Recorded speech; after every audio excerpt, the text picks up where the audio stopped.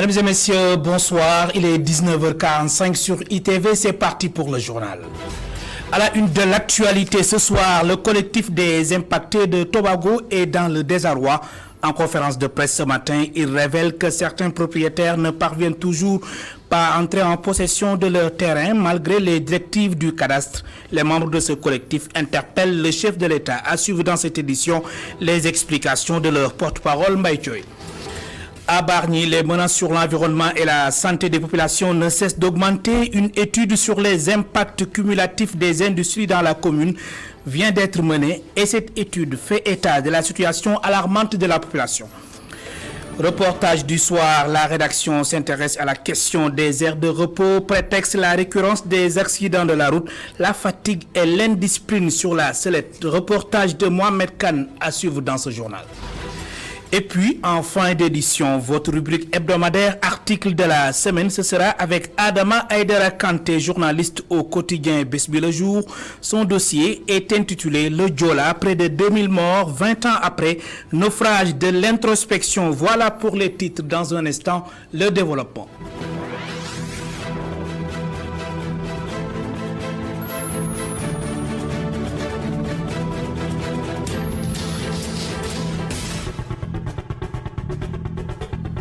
Mesdames et messieurs, bonsoir et bienvenue. Le collectif des impactés de la cité Tobago alerte. Certains propriétaires ne parviennent toujours pas à entrer en possession de leur terrain ni de construire malgré les directives du cadastre. En conférence de presse ce matin, le collectif des impactés de la cité Tobago demande l'arbitrage du chef de l'État. Mbaye Thioye est le président du collectif des impactés de la cité Tobago. Ses propos sont recueillis par Mamoudou Sy et Seydina Mbaye. Le problème, après avoir adressé des lettres à la directrice du cadastre pour lui demander d'intervenir pour le lotissement et le bornage et l'identification des parcelles.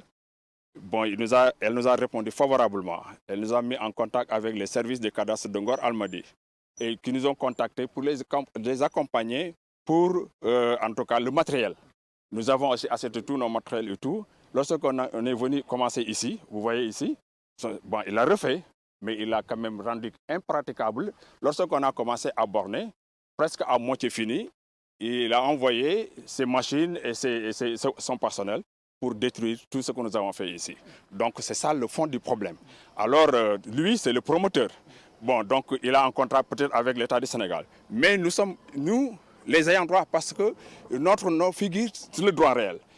Le droit réel, on a bel et bien écrit impacté de Tobago. On n'a jamais mis Fallou Gueye. Ce que nous voulons, c'est que l'État intervienne pour qu'on en finisse avec ce problème qui n'a que trop duré.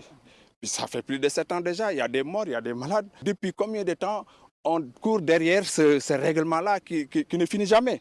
Et du seul fait que de la volonté de Fallou Gueye qui bloque tout. Il y a certains qui construisent et d'autres ne construisent pas. Tous ces bonnes personnes-là qui sont derrière ne parviennent pas à construire. Personne.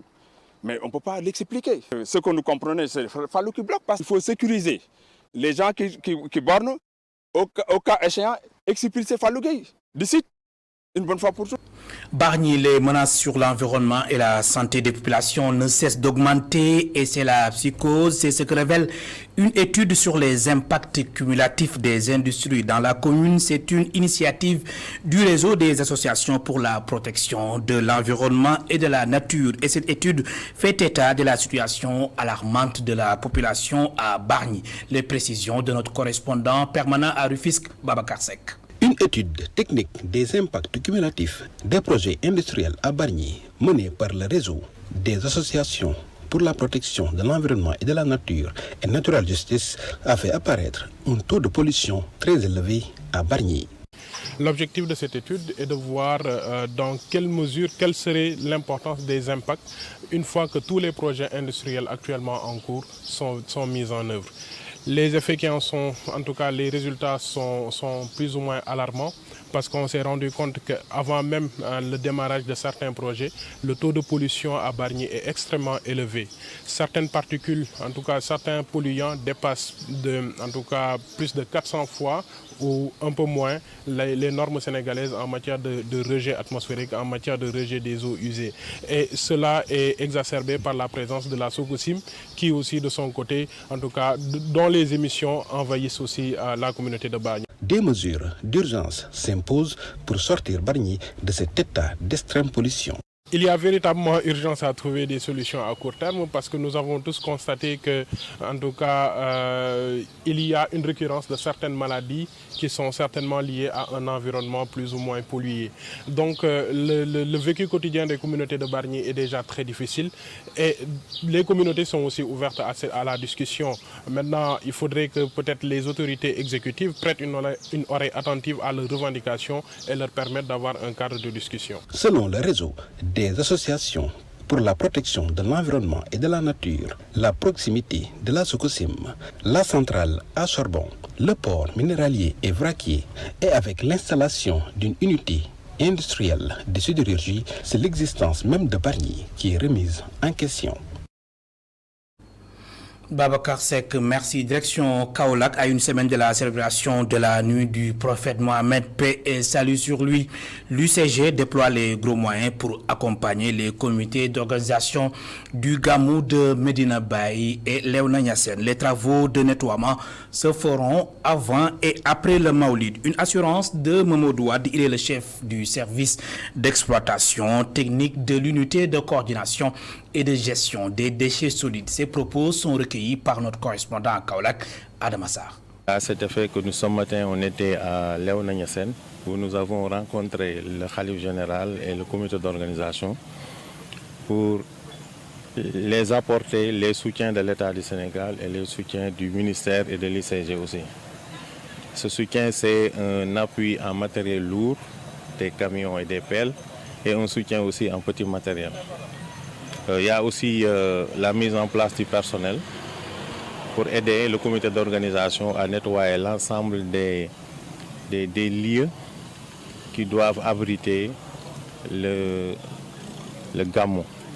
L'ensemble des lieux où les pèlerins doivent se rendre pour célébrer la nuit du prophète.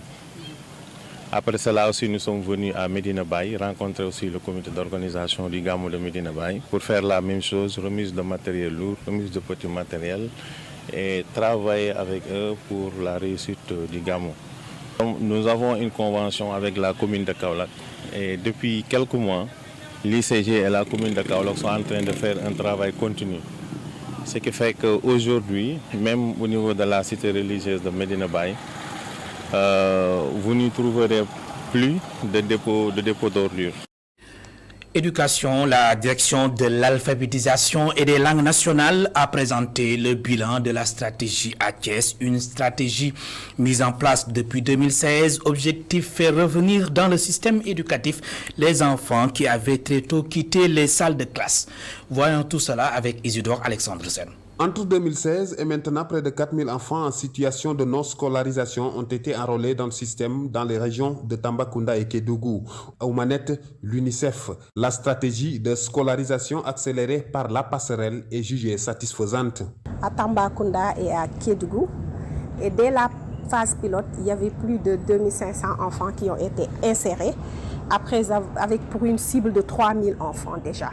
À la suite d'une étude de l'UNICEF qu'on a appelée étude hors l'école, que l'UNICEF a fait en partenariat avec la FASTEF et l'IRD. Et cette étude a démontré que les régions de Tambacounda, les régions du sud et du sud-est, surtout Tambacounda, Kaffrine, Kolda, c'était des régions vraiment en retard de scolarisation. Le ministère de l'Éducation nationale, par le biais de la direction de l'alphabétisation et des langues nationales, a lui aussi produit de bons résultats sur la réinsertion scolaire. Je donne simplement les résultats produits, en tout cas par le ministère de l'Éducation, qui, avec le paquet, n'est-ce pas, a inséré, réinséré, et l'année passée, près de 12 000 enfants qui étaient hors du système éducatif. Beaucoup de stratégies et d'interventions, mais elles nécessitent toute une harmonisation. Il y a le formel, Et il y a le non formel. L'importance de ce non formel, comme elles l'ont dit tout de suite, c'est que ce non formel permet à l'État de gérer l'éducation des personnes qui n'ont pas eu la chance de faire le système formel. Et c'est pour cela qu'il y a eu d'autres offres alternatives au système formel. Il est bon d'avoir un modèle harmonisé. Au cours de l'atelier sur la stratégie de scolarisation accélérée par la passerelle, les intervenants ont plaidé la pérennisation du programme qui a bouclé 6 années d'enrôlement d'enfants qui étaient hors du système éducatif. Après l'éducation, la santé, lutte contre la tuberculose, le Sénégal est sur la bonne voie, selon les responsables du programme national de lutte contre la tuberculose, avec un taux de succès de 82%. Il ambitionne d'atteindre à 92%. Ils l'ont fait savoir à l'occasion de l'atelier international de 4 jours organisé par le programme national de lutte contre la tuberculose, Mour Muntaga Kane. Le Sénégal a mis en branle un important dispositif de lutte contre la tuberculose résistante qui devrait concerner 200 malades. Pour une population de 17 millions, on attend en moyenne autour de 200 malades souffrant de tuberculose multirésistante dans le pays.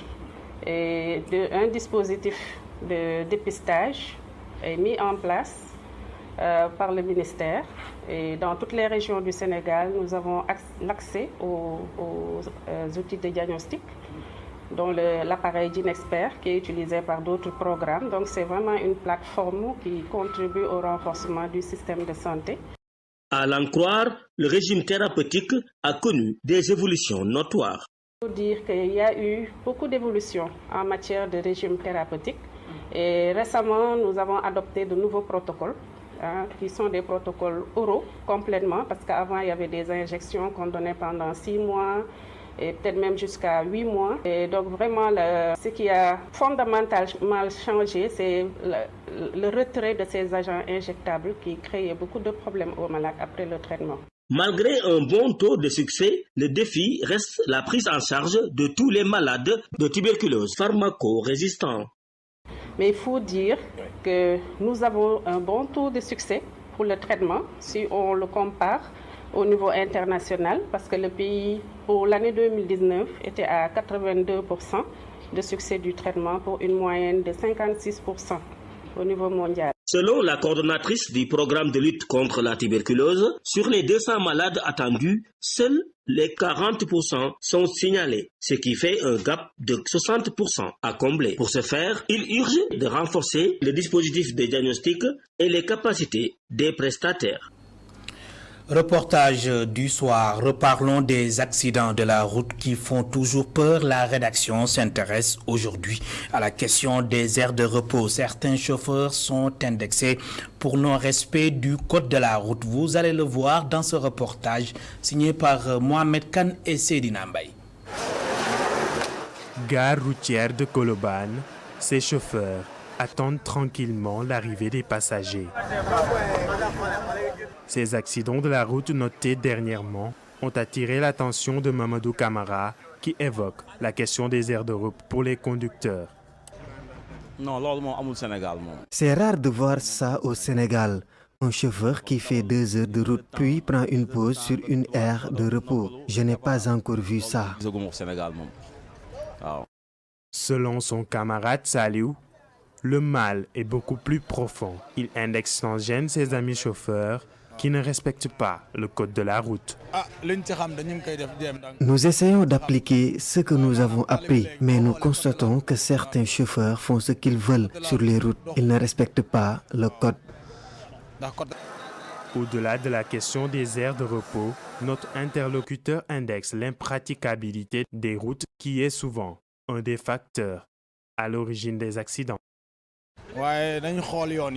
Essayons de revoir les routes. On ne peut même pas rouler tranquillement sur certaines zones parsemées de nids de poules. Les aires de repos permettent aux conducteurs d'observer une pause relaxante avant de reprendre la route dans les meilleures conditions.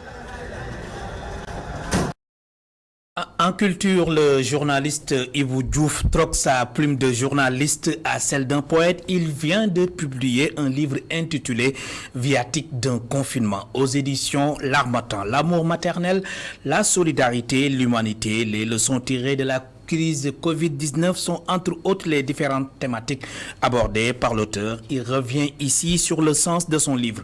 C'était en marge de la cérémonie de dédicace qui s'est tenue ce matin dans les locaux de sa maison d'édition.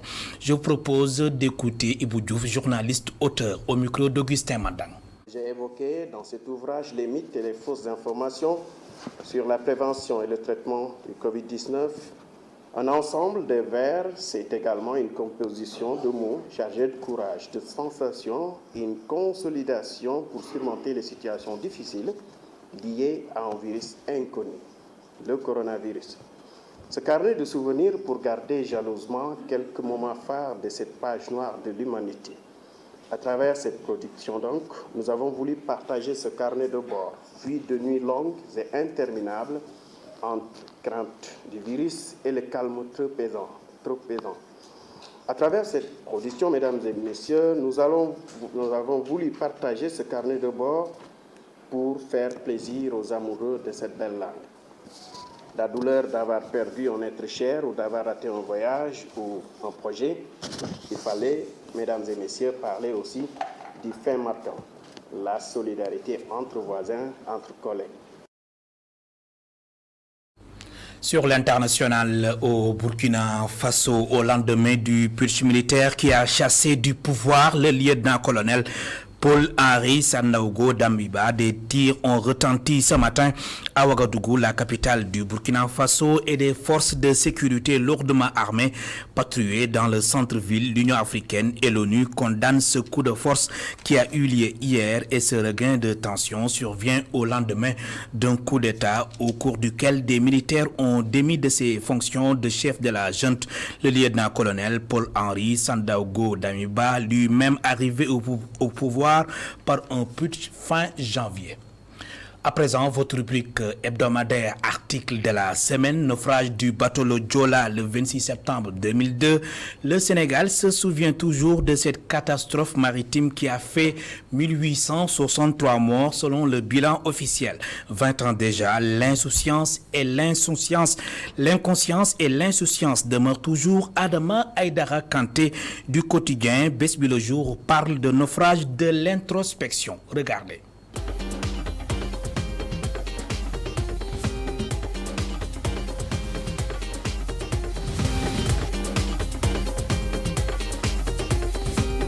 Le bilan est lourd, près de 2000 morts. Nous sommes le 26 septembre 2002. Le Sénégal vient de commémorer les 20 ans du naufrage du bateau le Joola. Bes Bi Le Jour parle de 20 ans d'insouciance et d'inconscience et barre à sa une naufrage de l'introspection. On a vu que les gens n'ont pas retenu la leçon parce que quand il y a eu cette catastrophe maritime qui a enregistré plus de 2000 morts, tout le peuple était ému. Même du plus haut sommet de l'État, tout le monde était ému. Même le président Abdoulaye Wade avait même dit plus jamais ça, avait tenu un discours rassurant en disant que plus jamais ça.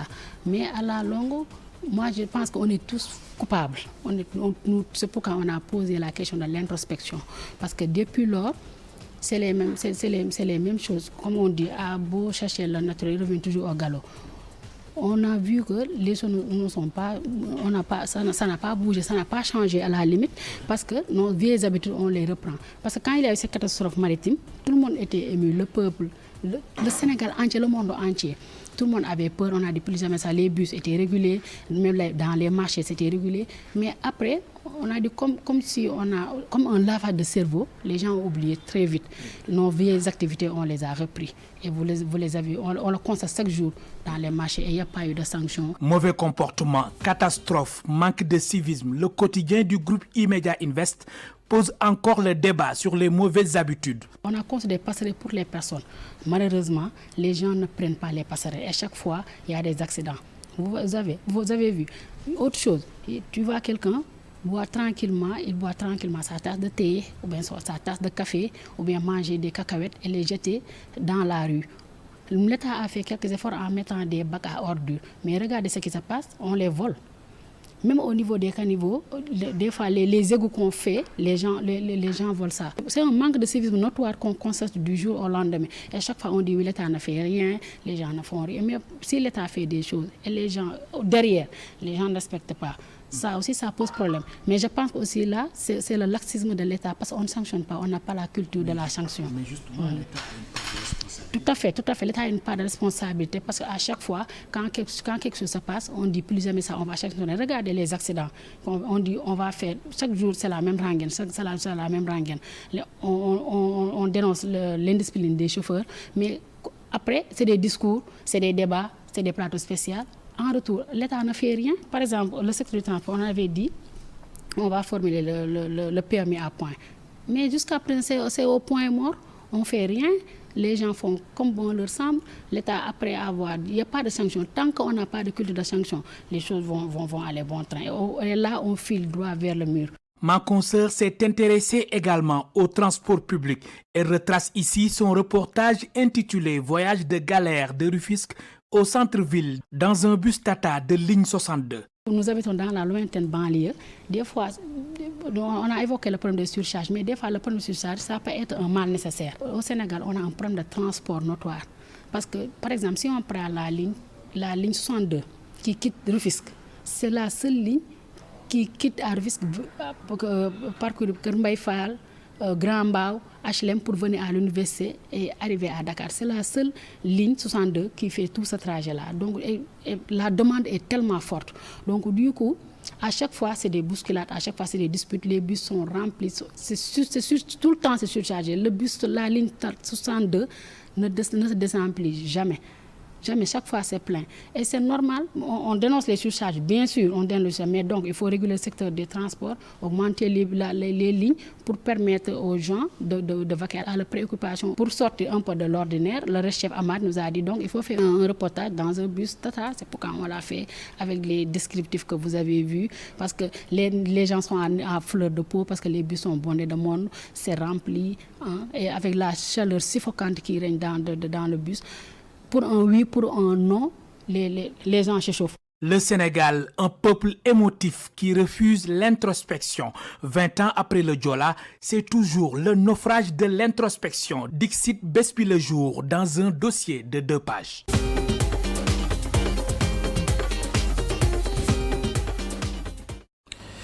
Voilà, mesdames et messieurs, c'est la fin de ce rendez-vous avec l'actualité sur ITV. Merci de nous avoir suivis. Bonsoir.